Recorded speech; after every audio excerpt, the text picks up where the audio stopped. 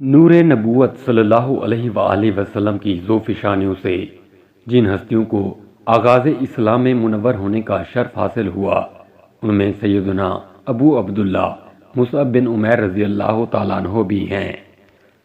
آپ رضی اللہ تعالیٰ عنہ ہجرت مدینہ سے 42 سال قبل مکہ کے انتہائی امیر گھرانے میں پیدا ہوئے۔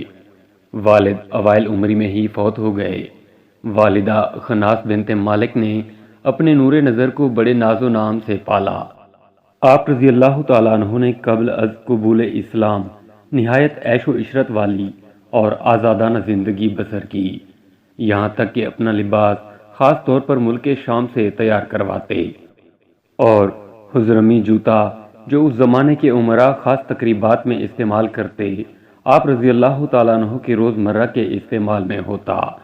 ایسی اعلیٰ خوشبو استعمال فرماتے کہ مکہ مکرمہ میں ویسی خوشبو خال خال ہی کوئی استعمال کرتا۔ صوفہ میں رسالت مآب صلی اللہ علیہ وآلہ وسلم کے دست اقدس پر اسلام قبول کیا، لیکن حالات کے پیش نظر آپ رضی اللہ تعالیٰ عنہ نے اپنے اسلام لانے کو پوشیدہ رکھا، چھپ چھپ کر بارگاہ رسالت صلی اللہ علیہ وآلہ وسلم میں حاضر ہوتے۔ ایک دن عثمان بن طلحہ نے صوفہ جاتے دیکھ لیا۔ ان کے بتانے پر آپ رضی اللہ تعالیٰ عنہ کی والدہ نے آپ رضی اللہ تعالیٰ عنہ کو گھر میں قید کر دیا۔ موقع پا کر حبشہ کی طرف ہجرت کرنے والوں کے ساتھ ہو لیے، مگر دل ہمیشہ سوئے محبوب متوجہ رہتا۔ عظیم سبب جو ہی مکہ مقدسہ کے حالات کی بہتری کی خبر سنی تو واپس آ گئے۔ اس دوران مدینہ منورہ سے کچھ لوگ یہاں آ کر اسلام قبول کر چکے تھے۔ اہل مدینہ کی خواہش پر بیعت عقبہ اولیٰ کے موقع پر آپ رضی اللہ تعالیٰ عنہ کو اسلام کا سفیر و مدرس سے اول بنا کر مدینہ منورہ روانہ فرمایا گیا۔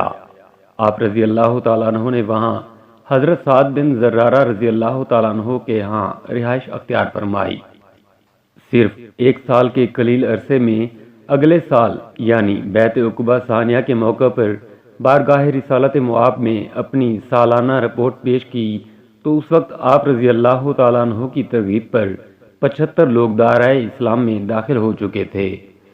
مدینہ منورہ کے نامور اور طاقتور ترین قبیلہ اوس، اس کے اہم ترین شاخوں اور ان کے سرداروں نے آپ رضی اللہ تعالیٰ عنہ کی ترغیب پر اسلام قبول کیا، جن میں حضرت سعد بن معاذ اور حضرت اسید بن حضیر رضی اللہ تعالیٰ عنہما بھی ہیں۔ جب آپ مکہ مکرمہ پہنچے تو مصعب کو آپ رضی اللہ تعالیٰ عنہ کی آمد کی خبر ہوئی تو اس نے پیغام بھیجا، اے فرزند، کیا تو ایسے شہر میں آئے گا جس میں میں موجود ہوں اور تو پہلے مجھ سے ملنے نہ آئے؟ آپ رضی اللہ تعالیٰ عنہ نے فرمایا کہ میں رسول اللہ صلی اللہ علیہ وآلہ وسلم سے پہلے کسی سے ملنے نہیں جاؤں گا۔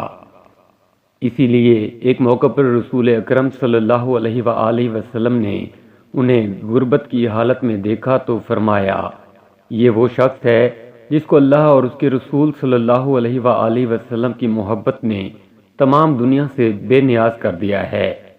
3 ماہ یہاں گزارنے کے بعد آپ صلی اللہ علیہ وآلہ وسلم کی ہجرت سے 11 روز قبل پھر اعظم مدینہ ہوئے اور دربار نبوت سے حکم موصول ہونے پر حضرت سعد بن خثیمہ رضی اللہ تعالیٰ عنہ کے مکان میں نماز جمعہ ادا کی اور نماز سے قبل خطبہ ارشاد فرمایا اور جمعہ کے بعد ایک بکری ذبح کر کے ضیافت کا اہتمام کیا۔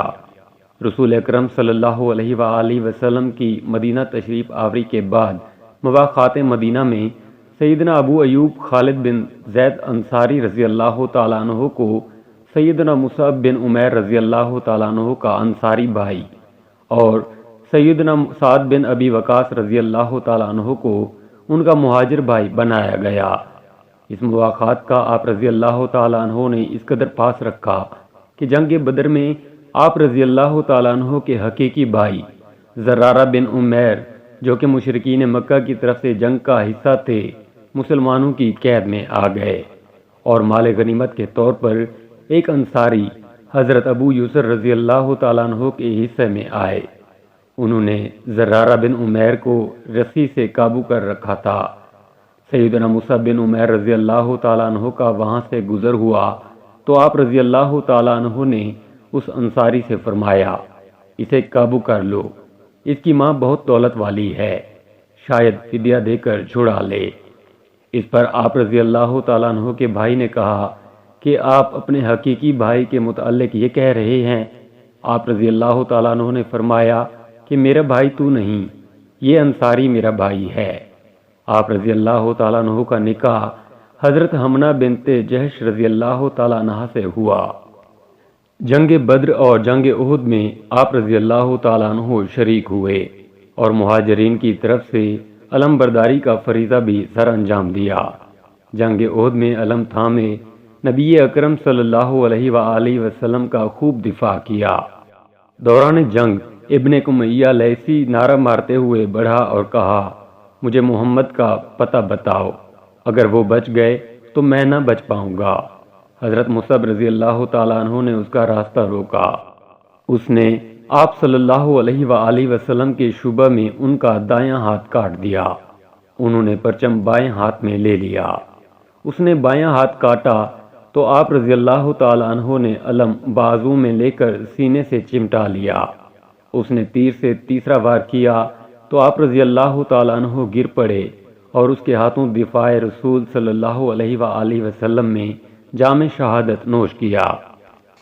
آپ رضی اللہ تعالیٰ عنہ کی شہادت پر یہ افواہ اڑائی گئی کہ رسول اکرم صلی اللہ علیہ وآلہ وسلم شہید ہو گئے، کیونکہ آپ رضی اللہ تعالیٰ عنہ جسامت اور شکل مبارک میں رسول اکرم صلی اللہ علیہ وآلہ وسلم کے مشابہ تھے۔